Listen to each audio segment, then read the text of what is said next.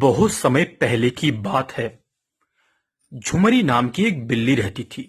वह दिन भर घूमती रहती थी और जहां से खाने का सामान मिल जाता लेकर भाग जाती थी। एक दिन की बात है, झुमरी को एक बड़ी सी रोटी मिली।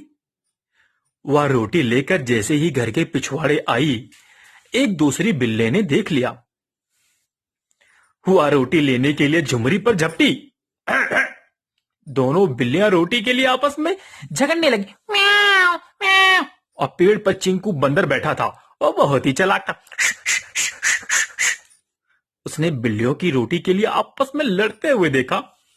उसने तुरंत सोचा, इन दोनों के झगड़े से लाभ उठाया जाए। वह तुरंत बिल्लियों के पास गया और पहुंचा। बोला, तुम दोनों क्यों लड़ती हो? कहो तो मैं यह रोटी तुम दोनों में बराबर बराबर बांट दूं। दोनों बिल्लियां तैयार हो गई। बंदर एक तराजू ले आया।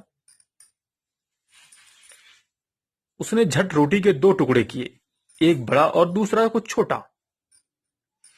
दोनों टुकड़ों को तराजू के दोनों पलड़ों पर रखा। बड़े टुकड़े वाला पलड़ा बड़ा झुक गया। बंदर ने उसमें से एक बड़ा टुकड़ा निकालकर खा लिया। अब दूसरा पल्ला झुक गया। इस बार उसने दूसरे पल्ले की रोटी से एक टुकड़ा तोड़कर खा लिया। इस तरह बराबर करने के चक्कर में उसे चालाक बंदर ने पूरी रोटी खा डाली।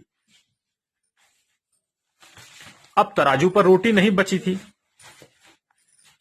दोनों बिल्लियां अपना सा मुंह लेकर चली गई और बंदर मुस्कुराता हुआ पेड़ पर चढ़ गया। इसलिए कहा गया है, दो के झगड़े में तीसरे का फायदा होता है।